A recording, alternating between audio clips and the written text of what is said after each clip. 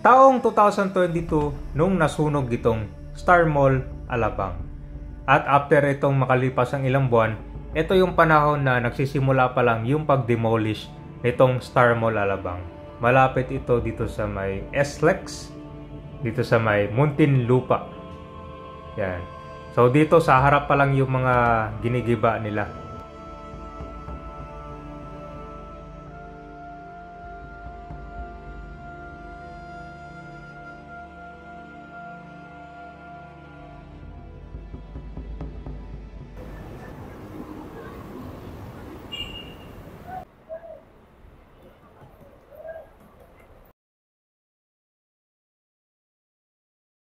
Nandito tayo ngayon sa may Philinvest dito sa Alabang, Muntinlupa.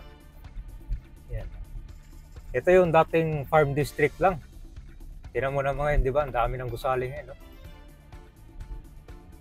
So papunta tayo ngayon dito sa may area ng Star Mall, Alabang dahil na-demolish na pala yung gusali doon. Kaya titignan natin ngayon kung ano yung itsura doon. Ito pala yung Crimson Hotel, oh, sa bandang kanan. Abang-abang yung gagawin nila dito. Kasi sikat tong Star Mall Alabang dito eh. Nandito na tayo sa Alabang sa Pote Road. So dito natin ngayon may kikita itong... So ito na siya kabayan na. Papunta na rin kwanto Estex. So, napaka-busy dito sa area. Dito yung dulo ng Alabang sa Pote Road eh.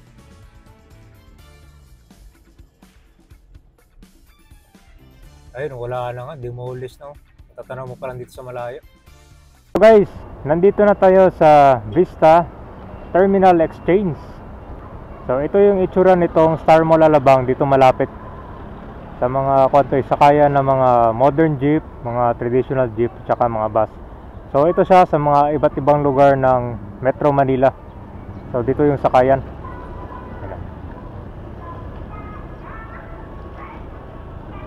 Maganda rin itong terminal dito. Marami din mga sumasakay dito.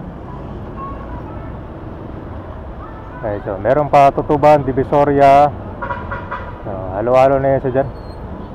Tapos ito naman yung itsura ng Star Mall dito. Halos natapyas na rin, no?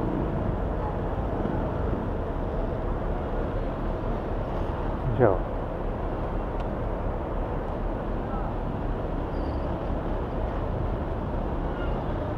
marami pala mga bus na nakapila ngayon. Ayan. So yun yung abangan natin ngayon dito kung anong gagawin.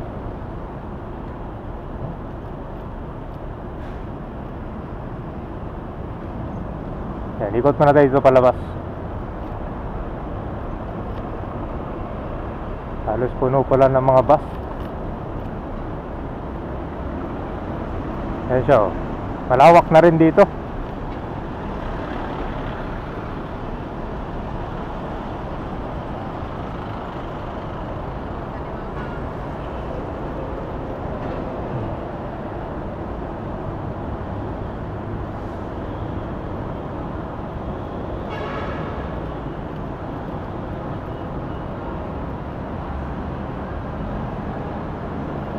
Ang nakalagay lang dito, demolition work in progress.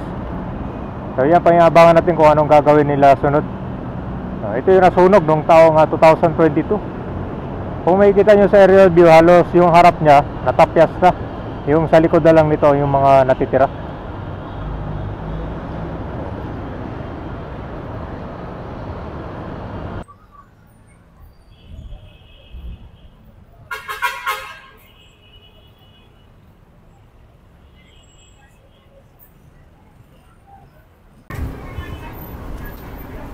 Ito yung mga ruta ng mga provincial bus. Tapos ito jeep to, di ba? City buses din. Ayan, modern jeeps. Okay. Ito na ngayon ang itsura ng Star Mall Alabang. Halos natapyas na yung sa harap, sa likod na lang yung natatapos. Kasabay nito, nagsimula na rin yung construction ng NSCR PNR dyan sa likod naman, kung saan matatagpuan yung Alabang PNR Station. Tingnan nyo yung Laguna de Bay sa likod, oh. Grabe, halos dry siya oh. Mataas na kasi yung temperature ng init ngayon dito, lalo na dito sa Luzon. Ngayon, ang abangan natin dito kung ano yung panibagong development. Meron mga nagsasabi parang panibagong mall, pero hindi pa natin alam. Yan lang yung kuha natin dito, i-update. Tapos yan, pinaganda pala itong terminal. Diyan malapit sa Star Mall Alabang. So ito na siya ngayon, no? Parang pinapalalim na nila, hinuhukay.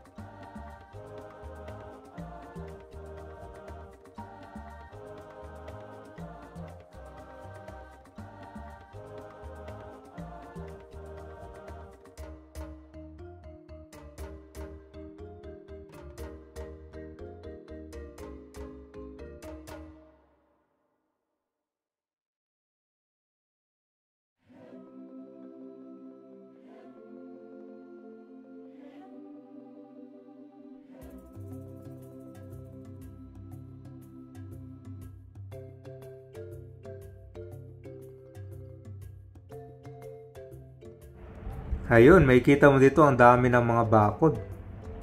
Yan yung construction ng NSCR PNR naman sa likod.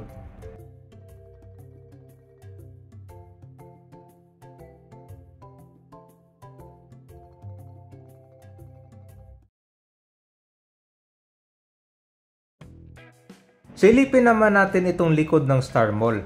Ito po yung Alabang PNR Station kung saan nag-stop na yan ang operation. Meron na rin mga bakod. Kasi nagsisimula na yung North-South Commuter Railway Project dito naman sa may South yan. O, diba? So, kabang-abang, no? So, hopefully kung magkakaroon ng panibagong development dito, i-update din natin. Maganda kasing location nito. Nasa talaga. Malapit sa sakay ng train, tapos malapit din sa festival area, diba? Malapit din sa SLEX, diba?